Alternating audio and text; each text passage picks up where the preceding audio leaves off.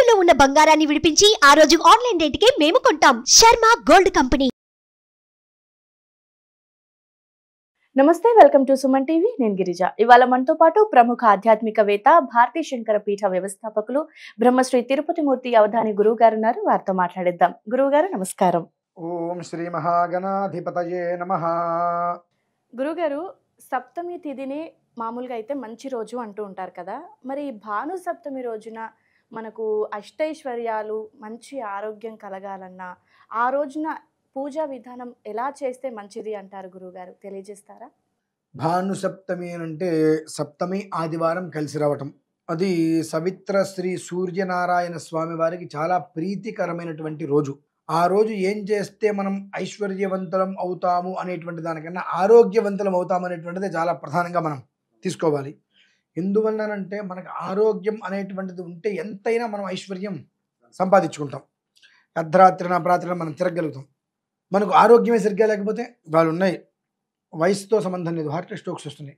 ప్రతి మనిషికి sugar, BP అనేటువంటిది సర్వసాధారణమైపోయింది. ఈ బీపీ షుగరు ఏ కారణం చేతి వస్తున్నాయి అంటే కేవలము ఒక మనిషిని చూసి ఓర్చుకోలేకపోవటం. రక్తం ఉడికిపోతూ ఉంటుంది, ఓర్చుకోలేకపోవటం, ఏడుపు ఎక్కువ అవటం, కడుపు మంట, వాడు ఎదిగిపోతున్నాడు, బాగుపడిపోతున్నాడు, వాడు మనకన్నా మంచి పొజిషన్కి వెళ్ళిపోతున్నాడు అనేటువంటి ఏవైతే ఉంటాయో మన మనసులో, అవి మనల్ని కంట్రోల్ తప్పేలా చేస్తాయి. ఎప్పుడైతే అది కంట్రోల్ తప్పిందో ఈ షుగరు, బీపీ అనేటువంటివి మనకు వచ్చేస్తున్నాయి. అవి లేకపోతే షుగరు, బీపీ మన జోలికి రావు.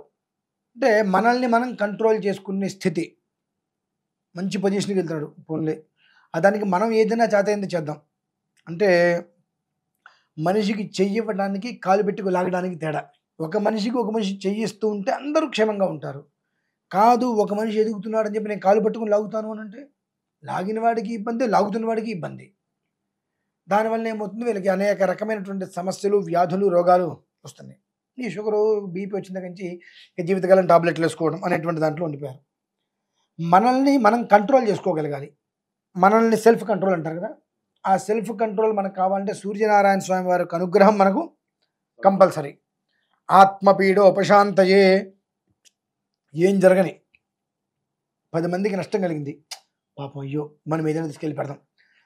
ఒక మనిషి మన కింద ఉన్నటువంటి మనిషి మనకన్నా పైకి వెళ్తున్నాడు, పోన్లే మన చేతనే చేయుతనిద్దాం అంటే మనిషి ఎదురుకుండా ఉన్నా లేకపోయినా చేతనైతే మంచి మనం మాట్లాడదాం.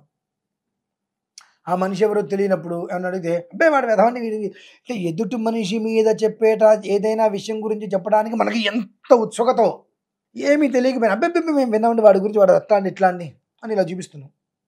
ఇప్పుడు 1000 చూపించిన 3000 మనం చూపిస్తున్నాం. ఈ 1000 భగవంతుని అయితే చూపిస్తున్నావుగా నువ్వు, మనం ఈ రెండే కనిపిస్తున్నాయి, ఇది కనిపించట్లా. యాయ్ అన్నప్పుడు ఒకటి పైకి వెళ్తుంది, 3000 మనం చూపిస్తున్నాయి. ఈ 3 మనం గమనించట్లా. నీకు 1000 చూపిస్తున్నాం కానీ ఇదైతే పైకి చూపిస్తుందిగా. ఆయన ఎందుకు ఊరుకుంటాడు? అట్టుకి అట్టున్నర అవసరం ఇంకొక మొక్క కూడా ఎక్స్ట్రా కలిసి పెడతాడు. అవే అనారోగ్యాలు. ఈ అనారోగ్యం అనేటువంటిది లేకుండా ఉంటే మనం సంపాదించేటువంటి సంపాదన ధర్మంగా ఉంటుంది. చక్కటి పరివర్తన అనేటువంటిది కుటుంబానికి ఏర్పడుతుంది. ఆ పరివర్తనం సుఖంగా ఉండాలి, ఎటువంటి అనారోగ్యం లేకుండా మనం ఉండాలి అని అంటే మామూలుగా ప్రతి ఆదివారము సూర్యనారాయణ స్వామి వారికి మనం నమస్కారం చేసుకోవాలి. సూర్య నమస్కారాలు ఎట్లా మామూలుగా మనం చేసేటువంటి కాకుండా అరుణం ఉంటుందండి. సూర్యనారాయణ స్వామి చాలా ఇష్టమైంది. దాని యొక్క గొప్పతనం ఏంటంటే నేనే ప్రత్యక్షం, నా కళ్ళతో చూశా. ఒక మనిషికి యాక్సిడెంట్ అయి కాలు మడిమ నుంచి తొడ వరకు 3 ముక్కలైంది. మొత్తం కాలు మెత్తం మీద 4 రాడ్లు వేశారు. ఆయన మామూలుగా సూర్య నమస్కారాలు చేస్తూ ఉంటాడు, ఆయనకి యాక్సిడెంట్ అయింది. డాక్టర్స్ ఏమన్నారంటే ఇక నీ జీవితంలో నువ్వు నమస్కారాలు చేయలేవు, ఒంటికాల మీద అన్నారు. ఓకే, మంచిది, శుభం. గురుని ఇతి 2 అక్షరే, సూర్య ఇతి 3, ఆదిత్య ఇతి 3 అని 8 అక్షరాలు సౌరాష్ట్రాక్షరి. ఆయన కూర్చొని మొదలు పెట్టాడండి. ఇంకా పేనటం అంటే జపం చేయడం మొదలు పెట్టాడు. 8 లక్షలు జపం చేశాడు 6 నెలల్లో. ఆయన పనులు ఆయన చేసుకుంటూ, కుటుంబాన్ని పోషించుకోవడానికి మార్గాలు అన్నీ చేసుకుంటూ తదేకంగా కూర్చొని జపం చేశాడు. 8 అంటే అక్షర లక్ష. ఏతద్వైసా విత్రస్యాష్టాక్షరం 8 అక్షరాలు, 6 నెలల్లో 8 లక్షలు జపం. అన్నీ ఆయన పని చేసుకుంటూ చేశాడు. 6 నెలల తర్వాత మళ్ళీ 7 నెలల తర్వాత మళ్ళీ ఆపరేషన్ చేశారు.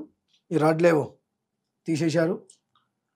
ఆ తర్వాత అదే కాలు మీద నిలబడి ఆయన సూర్య నమస్కారం చేశాడండి.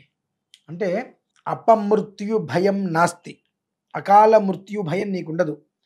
ప్రమాదం జరుగుతుందేమో, యాక్సిడెంట్ అవుతుందేమో, కాలో చెయ్యి విరుగుతుందేమో అనే భయం నీకు ఉండదు. ఎందుకంటే చక్కటి పరివర్తమానం ముందే జరగబోయేటువంటిది ప్రతి ఒక్కటి నీకు ముందే 6 సెన్స్ ద్వారా తెలియజేసి నీ ఆరోగ్యానికి ఆయన రక్షణగా, ఆరోగ్యం భాస్కరాది చేదు రక్షణగా నిలుస్తాడు. కనుక ప్రతి ఆదివారము ఓం భద్రం గ్రహణేభిస్తృణయామ దేవాహన్ మొదలు పెడుతున్న 134 క్వశ్చన్స్ అవి గంటన్నర పడుతుంది.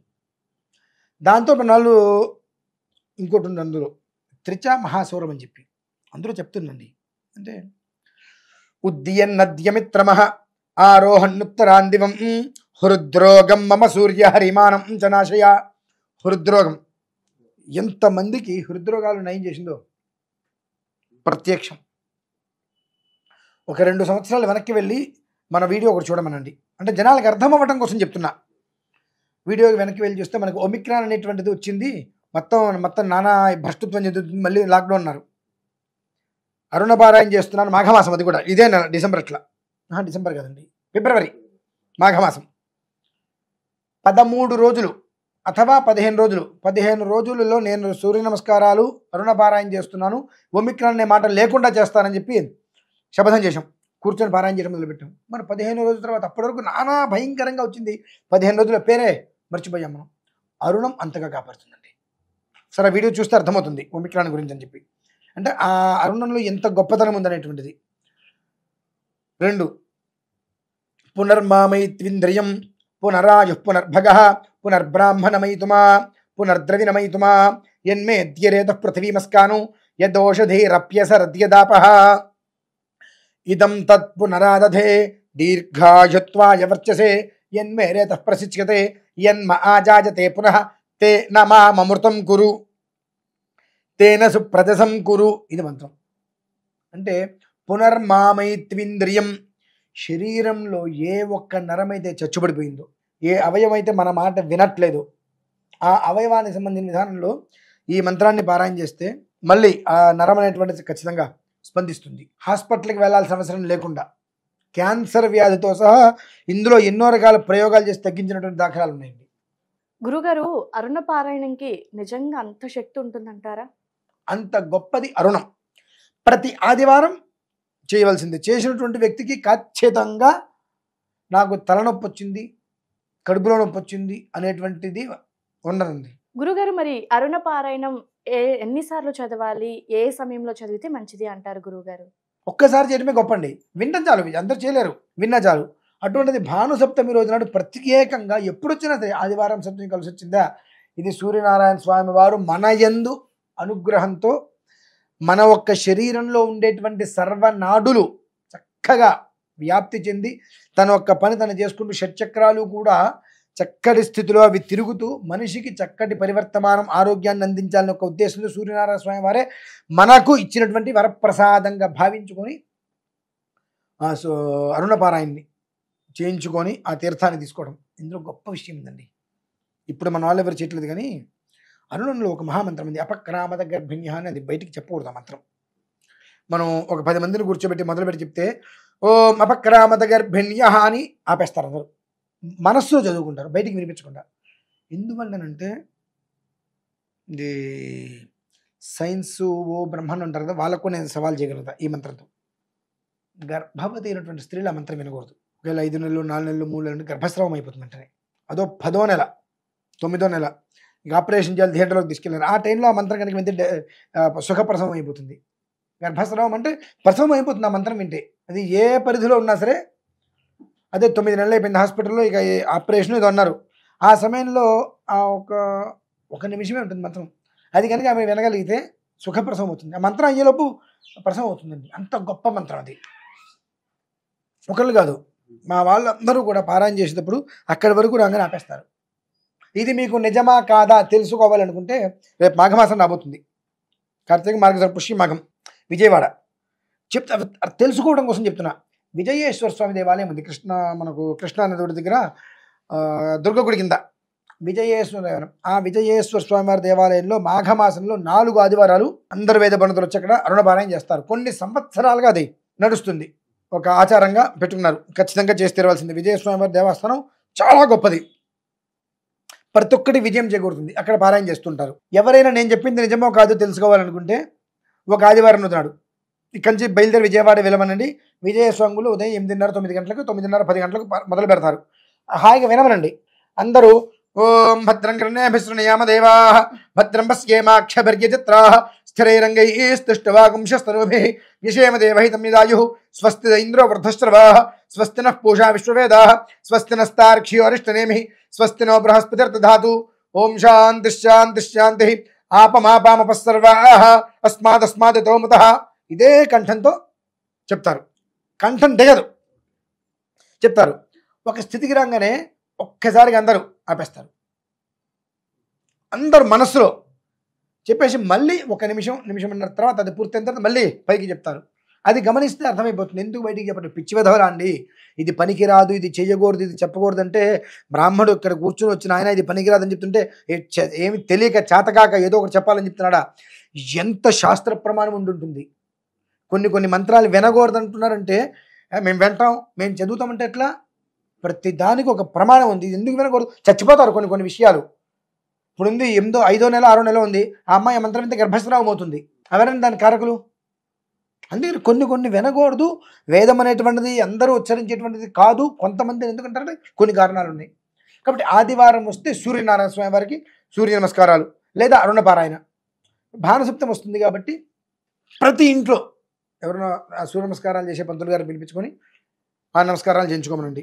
లేని పక్షం నేను ఆ ఒక్క అరుణాన్ని మొత్తం పారాయణ చేయించి రికార్డులు ఇస్తా. ప్రతి ఇంట్లో ప్రతి ఆదివారం ఒక్కసారి వినమనండి. 1 గంటన్నర విని మొత్తం పూర్తయిపోయిన తర్వాత దోషుడితో నీళ్ళు పెట్టుకొని మిత్ర రవి సూర్య భాను ఖగ పూష హిరణ్య గర్భమరీత్యాదిత్య సవిత్రార్క భాస్కరేభ్యో నమః. సంజ్ఞా పద్మినీ ఛాయా ఉషా సమేత హరిహర బ్రహ్మాత్మక సవిత్ర శ్రీ సూర్యనారాయణ పరబ్రహ్మణే నమో నమః. ఇదం అర్ఘ్యం సమర్పయామి. మిత్రాజ నమః, రవయే నమః అనుకుంటూ 12 సార్లు వాళ్ళ నమస్కారం చేసుకోమనండి. ప్రతి ఆదివారం అరుణం వెంటం. భానుసప్తమి ఎప్పుడు ఒక్కోసారి వస్తూ ఉంటుంది. అలా వచ్చినప్పుడల్లా అంటే ప్రతి ఆదివారం అరుణ సూర్య నమస్కారాలు చేయించుకోగలిగితే అంతటి అదృష్టం లేదు. కానీ మనం అంతంత సినిమాలకి షికార్లకి పెట్టేటువంటి ఖర్చు భగవంతుడికి మనం పెట్టం కాబట్టి మనకు చేయి రాదు. కాబట్టి ఆదివారం విని ప్రతి నెలలో మనకు సంక్రమణం వస్తుందండి. 13 14 తారీఖుల్లో జీవితం బాగుండాలంటే ఒక 5,000 10,000 మంది కాదనుకోండి. ఆ సంక్రమణం రోజు నాడైనా నెలకు ఒక్కసారి 4 ఆదివారాలు వినండి. సంక్రమణం రోజు నాడు ఖచ్చితంగా సూర్య నమస్కారాలు చేయించుకోమనండి. ఇంట్లోకి అనారోగ్యం అనేటువంటిది అడుగు పెడతాడు కండి ప్రతి మనిషికి. ఇప్పుడు మనకి ఎట్లాగో భానుసప్తం వస్తుంది. ఈ భానుసప్తమిని భగవంతుడు ఇచ్చినటువంటి వరం, ప్రకృతి ఇచ్చినటువంటి యోగం భావించి సూర్య నమస్కారాలు చేయించుకోగలిగితే మాత్రం ప్రతి ఒక్క మనిషి జీవితంలో ఉండేటువంటి ఎన్నో రకాల రుగ్మతలను కూడా బయటికి వెళ్ళిపోతాయండి. గురుగారు, భానుసప్తమి రోజు ఏ విధంగా అరుణ పారాయణం చేయాలి అనే విషయాన్ని చాలా క్లుప్తంగా వివరించారు గురుగారు. చాలా చక్కటి విశ్లేషణని అందించినందుకు ధన్యవాదాలు.